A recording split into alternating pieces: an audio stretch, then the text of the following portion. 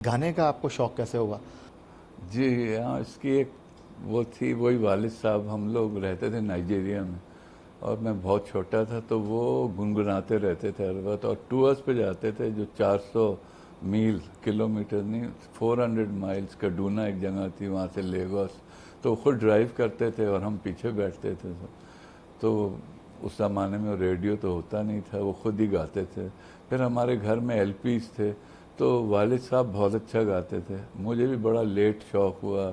एक बहुत इंडिया के एक सिंगर थे, बहुत पुराने, बल्कि उनको इंडिया भी नहीं कह सकते, वो आई थिंक उनका इंतकाल हो गया था पार्टीशन से पहले, कुंदन लाल सहगल साहब।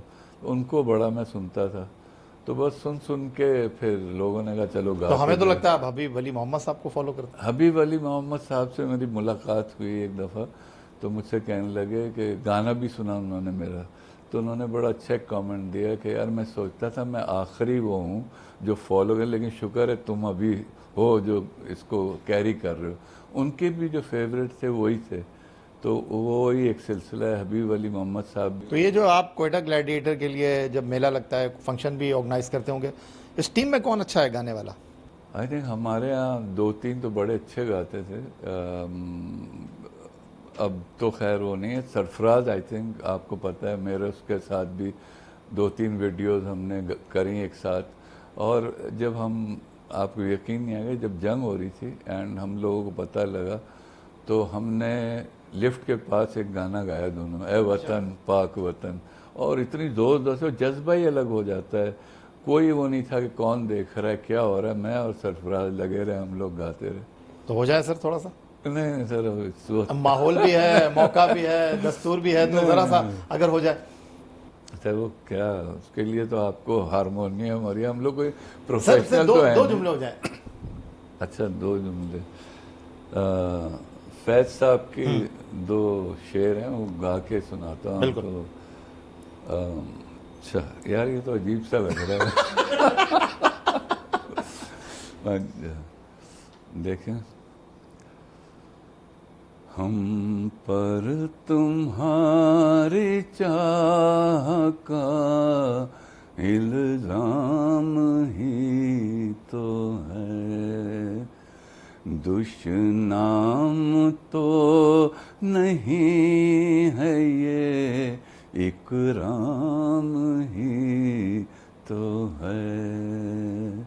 दिल ना उम्मीद तो नहीं, नाकाम ही तो है। लंबी है गम की शाम, मगर शाम ही तो है। क्या बात है नदीम उमर साहब। तो मेरा ख्याल है जो अब नया ड्राफ्ट होगा और प्रोग्राम होगा, तो उसमें आपका एक जो है वो गाना जरूर रखना चाहिए। लंबी है गम की शाम, मगर शाम ही तो है। ये आई थिंक पाकिस्तान के लिए भी है, हम सब के लिए है। 10 साल से हम क्रिकेट खेल रहे हैं, गम की शाम है मगर शाम ही तो है। तो नदीम उमर साहब, जिंदगी में कभी ना कभी मोहब्बत तो की होगी, ये म्यूजिक, ये क्रिकेट, इसके अलावा भी कोई मोहब्बत की आपने? हाँ, एक मोहब्बत नहीं, मैं मर्चेंट नेवी में था, तो वालदा को बहुत वो था कि इनकी शादी हो जाए जल्दी। हम, मेरे वालिद साहब ने अभी 23 साल में शादी कर ली, तो वो बहुत एडमेंट थी कि हो शादी। और जो समरा, जो मेरी वाइफ है, उनको पसंद मेरे वालिद साहब ने किया था, और उन्होंने कहा भाई तुम्हारी यहाँ होगी। तो वो टाइम ही नहीं मिला मोहब्बत का, लेकिन जब हो गई तो आपको पता है वो हर वक्त मेरे साथ होती हैं। मतलब मैं जहाँ भी जाता हूँ बग़ैर उनके कहीं भी नहीं जाता, शायद दफ्तर आता हूँ उनके बग़ैर। तो एक बहुत अच्छा साथ रहा, एंड आई थिंक ब्लेसिंग थी मेरे लिए कि शादी ज़रूर। क्या बात है जी। नदीम उमर साहब, आपने बिल्कुल स्टार्ट वैसे लिया जब फास्ट बॉलर अपने रन अप से दौड़ता है। मैंने कहा बात कुछ करेंगे तो हाँ, नदीम साहब को घर भी जाना है, तो आपने बहुत साउंड एंड सिक्योर जवाब देखिए दिया। हमेशा सेफ खेलना चाहिए। लेकिन ये हकीकत है, ये टाइम ही नहीं मिला। और जब हो गई शादी तो उसके बाद इतनी मसरूफियात थी बिजनेस में, इसमें। लेकिन मैं मतलब ऑन रिकॉर्ड कह रहा हूँ कि बहुत अच्छा साथ था हमारा। कोस्टारेनो टीम को अब बाय करना पड़ेगा, लेकिन एक राय ये भी है कि ये भी नाइंसाफ़ी है, आपको लाइफ टाइम जो है वो मालिकाना हुकूक मिलने चाहिए। देखें आप, आईपीएल में यही हुआ ना, उनको मालिकाना हुकूक 10 साल बाद मिल गए, लेकिन उनके देखें उनका बिल्कुल एक अलग सिस्टम चल रहा है। आप अपने, अब वो कर रहा था ना, हमने 6 टीमें बस कर दी थी तो हमें कितना नुकसान हुआ। आपको सोचना है अपने इन्वायरमेंट में। हम जब बिजनेस भी करते हैं तो हम पाकिस्तानी इन्वायरमेंट में रह के सोचते हैं। आप कॉपी नहीं कर सकते किसी को कि जी क्योंकि इंडिया में हो रहा है तो यहाँ भी वही सिस्टम होगा, या ऑस्ट्रेलिया में हो रहा है वो यहाँ होगा। ये गलत फहमी है। आपको ना बिठा के 8-10 लोग इस पे सोचें, इसी चीज़ को हम कैसे ठीक कर सकते हैं। 2 टीमें आप ले आएँ, मुझे कोई एतराज़ नहीं है, आप करें। जो इनका सिस्टम था उसमें तो हम आ सकते हैं, बहुत आराम से आ सकते हैं। जो इन्होंने एक बनाया कि इवैल्यूएशन होगी, उसके बाद 25% बढ़ेगा, फर्स्ट राइट ऑफ रिफ्यूज़ल, लेकिन बाकी टीम्स के लिए प्रॉब्लम होगी। तो मैं नहीं चाहता कि इतने सबके कंट्रीब्यूशन हैं, अचानक आप वो फेसेस हटा देंगे सही। आपने किया क्या। तो नदीम उमर साहब, आपको लगता है कि ड्राफ्ट 10 साल में हुआ और उसके बाद हमने देखा कि टेप बॉल से लेके हॉकी से फुटबॉल से हर जगह जो है वो ड्राफ्ट ही हो रहे हैं, तो अब एक राय ये भी है कि ड्राफ्ट की जगह ऑक्शन होने चाहिए। आप क्या कहते हैं सर? नहीं, बिल्कुल, अगर आपके यहाँ पैसा इतना है ना तो आप ऑक्शन कर सकते हैं। देखें, बात यह है कि आप, ये अच्छी सोच थी, उन्होंने सोचा हमारे हिसाब से ड्राफ्ट इसलिए नहीं हुआ कि देखें एक प्लेयर फ़र्ज़ करें सरफराज हैं, उस पर अगर हम 2-3 लोग अड़ गए तो वो प्राइस कहाँ से कहाँ। हाँ, आप कैप करके आप एक प्लेयर की प्राइस, सीलिंग प्राइस रख के, वही मैंने कहा आपसे बहुत सी चीज़ें हो सकती हैं। वो कहते हैं जी ड्राफ्ट से बहुत अच्छा, वो ऑक्शन से बड़े अच्छे प्लेयर्स आ जाएंगे, ऐसा कभी भी नहीं होगा। हम दुनिया के हर बड़े प्लेयर को जब हम ड्राफ्ट करते थे उसमें भी लेके आए। आप मुझे बताएं कि कौन नहीं आया। जो प्लेयर अवेलेबल था वो आया इधर, ज़रूर खेला उसने। तो ये कहना कि नहीं ड्राफ्ट से, वो ऑक्शन से बहुत इम्प्रूवमेंट आ जाएगी, इससे नहीं आएगी। देखें, अभी हमारी टेक्निकल डिफ़िकल्टीज हुई, हमारा डीआरएस काम नहीं कर रहा था, वो नहीं। हमें अपना ही इन हाउस ये चीज़ें भी ठीक करनी है। क्वालिटी ऑफ ट्रांसमिशन ऑफ जो आपका ये गेम जा रहा है वो लोग देखते हैं, उससे इम्प्रेस होते हैं। उसको दूसरा ये है कि 2 महीने चलता है, उसके बाद खामोशी। तो वो जो 10 महीने हैं उसमें भी कुछ सोचना है ना, हमने क्या करना है। एक बड़ी अच्छी तजवीज़ आई थी, रमीज़ भाई लेके आए थे कि जब वो उन्होंने जूनियर लीग शुरू करी तो हमने कहा हमें दे दीजिए, इसी से हम प्रोडक्ट लेके आएंगे, इमर्जिंग प्लेयर्स हम इसी से खिलाएंगे और हम उनके साथ पूरा साल काम करेंगे। तो वो अनफॉर्चुनेटली नहीं हुआ, दूसरे लोग आए, उन्होंने वो सिस्टम भी स्क्रैप कर दिया। तो अगर आप सिस्टम स्क्रैप करते जाएंगे, उसको ठीक नहीं करेंगे, तो आपका तो घर नहीं इस तरह चल सकता। आप शिकायत करते थे, बात करते थे कि पीएसएल में हम लोग हवा में ही रहते हैं और टूर्नामेंट ख़त्म हो जाता है। इस बार उन्होंने आपको कदाफी स्टेडियम लाहौर होम ग्राउंड की हैसियत से दिया, तो आपके लिए बड़ा लकी रहा वो। बहुत लकी रहा। हम पिछले वहाँ 3 मैचेस पहले जीत गए थे, 6-7 यहाँ जीत गए थे। तो आई थिंक अनबीटेबल हम लोग हो गए थे लाहौर में। आई थिंक विकेट जैसी थी, फिर ज़रा कैरेक्टर चेंज हुआ जब ब्रेक आया। तो Lahore was very good to us, और मैं लाहौर के भी लोगों को शुक्रिया करूँगा, उन्होंने हमें एक्सेप्ट किया। वहाँ एक ग्रुप आता था, अगर आपको याद हो, तो वो क्वेटा को बहुत जिनके सपोर्ट साथ आपने करता, पिक्चर भी खिंचवाई। तो वो आप यकीन करें लाहौर का ग्रुप था पूरा, दे वर नॉट फ्रॉम बलूचिस्तान।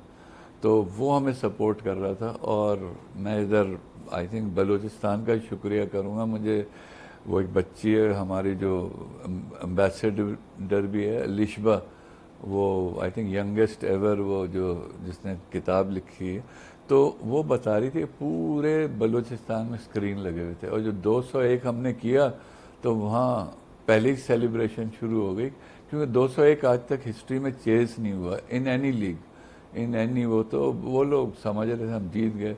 तो अपनी फैमिली का तो मुझे अफसोस था ही। असल जो दुख था वो यही था कि हम बलूचिस्तान को फिर एक ट्रॉफ़ी नहीं दे सके। वो लोग बेचारे एक तरह से डिज़र्व करते थे उसको, जितनी मुसीबत में वो रहते हैं। क्रिकेट आपको पता है सबको जोड़ के रखता है, तो no different in Balochistan. Karachi में पब्लिक क्यों नहीं आई जी, कराची में पब्लिक क्यों नहीं आई? हाँ, इसके देखें 2-3 रीज़न्स बहुत हैं, और ये अगर आप मुझसे पूछें, लोग कहते हैं ये है नहीं। रीज़न यही है कि जब आप आते हैं ना किसी ग्राउंड में मैच देखने, तो आपको फैसिलिटीज़ चाहिए कि आप पूरी फैमिली को ला रहे हैं, तो एक इंजॉयबल एटमॉस्फेयर आपको मिलना चाहिए। ये नहीं कि 2 बाथरूम है 500 लोगों के लिए, यार ये एक प्रॉब्लम है, इनहेरेंट प्रॉब्लम। अब इसको ठीक कर रहे हैं। सेकेंडली, जो लोग बाहर से आपको इस पे लोग कह भी चुके हैं, बड़ा लंबा लंबा चलना पड़ता था। अब पीसीबी ने क्या किया, एक पार्किंग लॉट बना दिया आगा खान के बराबर में, उधर से लोग ब्रिज के थ्रू आ सकते हैं। लेकिन ये कहीं एडवर्टाइज नहीं किया गया कि 2000 गाड़ियों का एक पार्किंग लॉट बना हुआ है। तो जब लोग एक दफ़ा आते थे ना, देखें डाई हार्ड फैन जब आएंगे और वो फिर फैमिली के साथ आते हैं और उनको वो फैसिलिटीज़ नहीं मिलती, तो कहते हैं यार अब कौन जाए, छोड़ो टीवी पे ही देख लेते हैं। फिर एक दो इश्यूज पॉलिटिकल हुए जिसकी वजह से लोगों ने आई थिंक एक बॉयकॉट भी किया। एंड कराची आपको होता है लीड्स इन एवरीथिंग, तो वो भी एक इशू रहा। और ये इसको आहिस्ता आहिस्ता एड्रेस करें, क्योंकि हम जब 2019 में खेल रहे थे और हम जीते थे तो हाउसफुल था, पूरा हाउसफुल ही जाता था सर। सऊद शकील को आपने कप्तान बनाया, वो आपकी टीम को फाइनल तक लेकर गए, क्या कहना चाहेंगे उनके बारे में? नहीं, सऊद शकील आई थिंक जितना काम आदमी मैंने देखा ना, वो चाहे field end of the field बहुत अंडरस्टैंडिंग। सरफराज से भी ज़्यादा। हाँ, सरफराज देखें, सरफराज इनमें, सरफराज की अलग एक पर्सनालिटी थी, सऊद की बिल्कुल अलग पर्सनालिटी है। सरफराज मेरे साथ ही बैठते थे जब डगआउट में, तो उनका वही जो एक था। तो ऐसा कभी हुआ कि सरफराज बैठे में आपने ऐसे घूम के देखा सरफराज चलेगा, क्योंकि आपने तो सबको बुलावा था, जो जहां बैठा वहीं बैठे? नहीं, सरफराज को मैं हिलने नहीं देता था, वो आज तक नहीं गया। नहीं, वो आई थिंक दोनों कैप्टन में एक तरीका था। मैं सरफराज को देखा कि वो ग्राउंड पे एनिमेटेड बहुत होते थे। सही। सऊद नहीं होता कभी भी, बात अपनी वो पहुंचा देते सऊद, लेकिन एनिमेटेड आपने नहीं देखे उनको कभी कि वो गुस्सा कर रहे हैं या कोई। सरफराज बेचारी की बहुत सी वो भी बन गई, आ गई। अब इसको एक लेंथ ऑफ टाइम जब खेलेगा तो हमें लेवल हेडेड कूल बंदे चाहिए। आई थिंक बहुत अच्छी बात यह है कि अब सऊद लाइन में आ गए कि इनको देखा जा सकता है, चलें टेस्ट वनडेज में एज अ कैप्टन। पिछले साल आई थिंक बहुत अच्छा परफॉर्म किया T20 में इसने। इधर इतने रन नहीं बन सके जितने होने चाहिए थे, but I think is a wonderful player. उसमें इन्वेस्टमेंट की है, तो आप उसको देखेंगे फ्यूचर में इंशाल्लाह। नदीम उमर साहब, प्लैटिनम कैटेगरी में आपने फ़हीम अशरफ को पिक किया और हसन नवाज ने तो बाजे फाड़ देने वाली परफॉर्मेंस दी, 399 रन, टूर्नामेंट के तीसरे कामयाब तरीन batsman, best player of the tournament का एजाज़ उन्होंने हासिल किया। और कोयटा ग्लैडिएटर को यहाँ तक लाने में उन्होंने बहुत मेहनत की, और मैं उनकी बात इसीलिए करता हूँ क्योंकि यहाँ पर होता ही है कि हमारे बहुत सारे प्लेयर्स हैं जो ये रोना गाना करते हैं कि यार मैं तो इस नंबर पे खेलता था, मुझे यहाँ नहीं खिलाया उन्होंने, और उन्होंने एडजस्ट किया अपने आप को। वो ख्वाहिश रखते हैं कि उनको टॉप ऑर्डर में खिलाया जाए, लेकिन उन्होंने जिस तरह नंबर 4 पर अपने आप को फिट इन किया, अब पाकिस्तान टीम का भी ऐसा लगता है कि उन्होंने मसला हल कर दिया। बिल्कुल, देखिए दोनों, पहले फ़हीम अशरफ की बात करें, आई थिंक प्लेटिनम में बड़ा क्रिटिसाइज हुआ उनको क्यों पिक किया। आई थिंक फ़हीम अशरफ का बड़ा ज़बरदस्त रोल था हमारे साथ, और वो पाकिस्तान टीम में भी पिक हो गए। बांग्लादेश से बहुत अच्छा खेल रहे हैं, बॉलिंग भी कर रहे हैं, बैटिंग भी कर रहे हैं। हमें एक ज़रूरत थी एक ऑलराउंडर की, जो कि पाकिस्तान को भी है। इस वक्त T20 में पाकिस्तान के पास उनसे अच्छा ऑलराउंडर नहीं। एज ए ह्यूमन बीइंग भी मैंने देखा बहुत समझदार हैं, जितनी उनकी लिमिटेशन है उसमें रहते हैं, और क्या खूब खेलते हैं। फास्ट बॉलिंग तो आई थिंक आउटस्टैंडिंग। आखिरी ओवर में 23 रन देके उन्होंने यहाँ तक पहुँचाया। बिल्कुल, अब बहुत कंट्रीब्यूशन था इन दोनों प्लेयर्स का।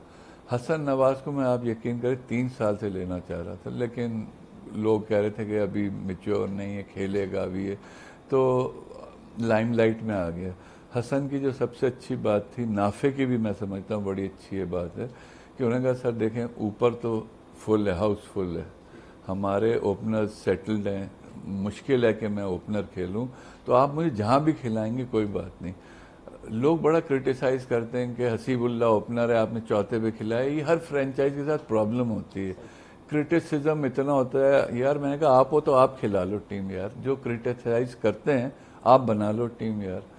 ये आप देखिएगा हमारा जब ड्राफ्ट हुआ उसमें मेरा ख्याल है 60% ओपनर्स ही थे, तो किधर जाते हैं, मिडिल ऑर्डर बैट्समैन ढूंढना बड़ा मुश्किल हो रहा था।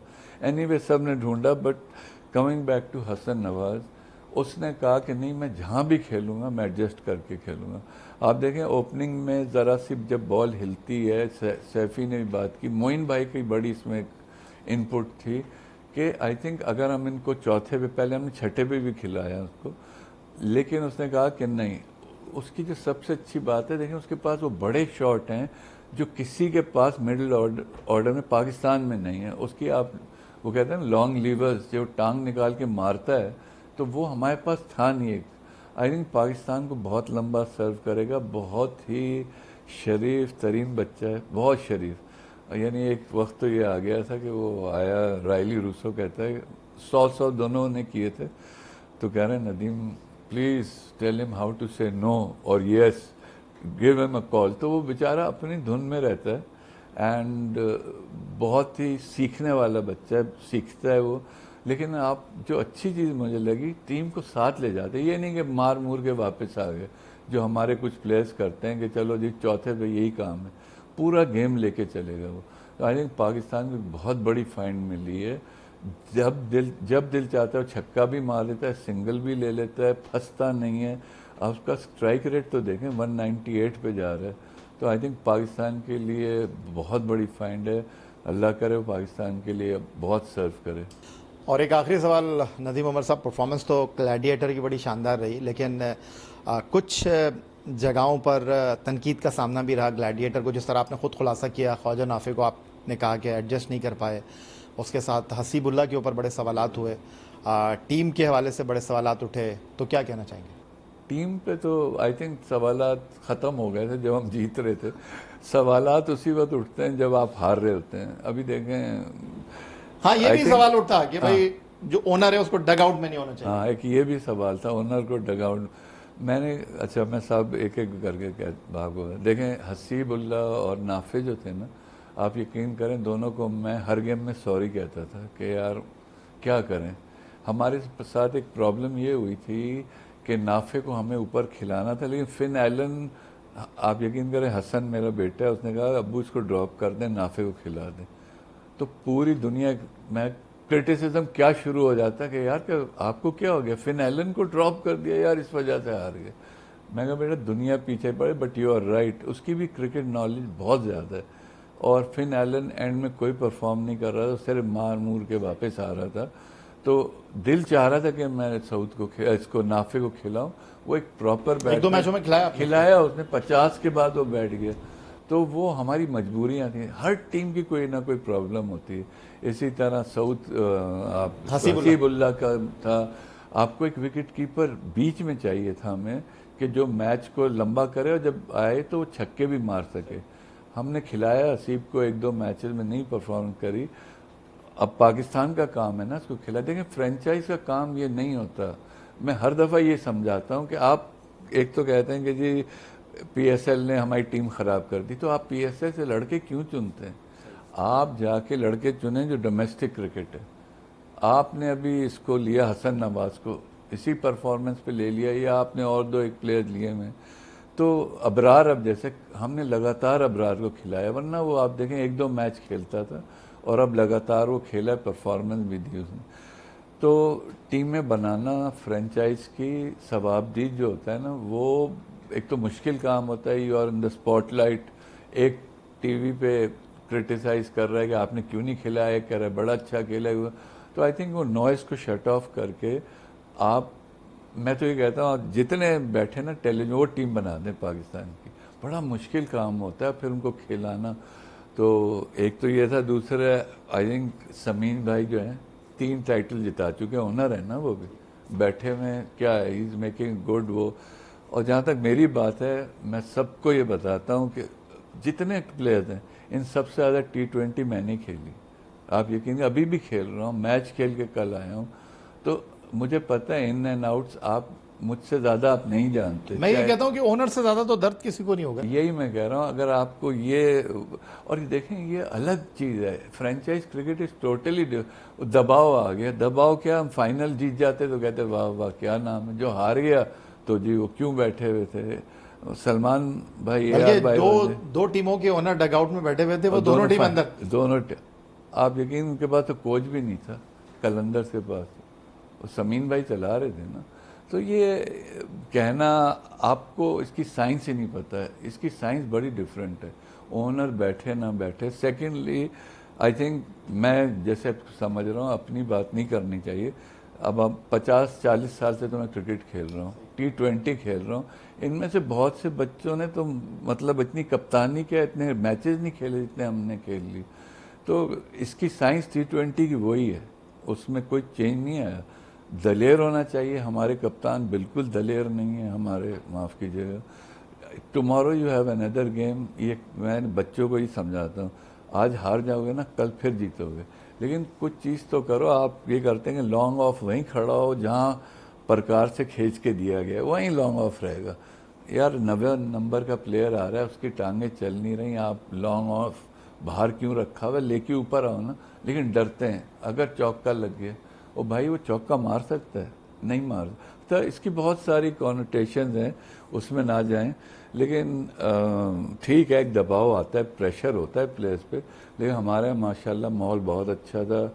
लोगों को फिर आदत हो गई कि हाँ भाई नदीम भाई आए। मैं एक मैच में नहीं था तो थोड़े परेशान थे, बट ओवरऑल बहुत अच्छा माहौल रहा।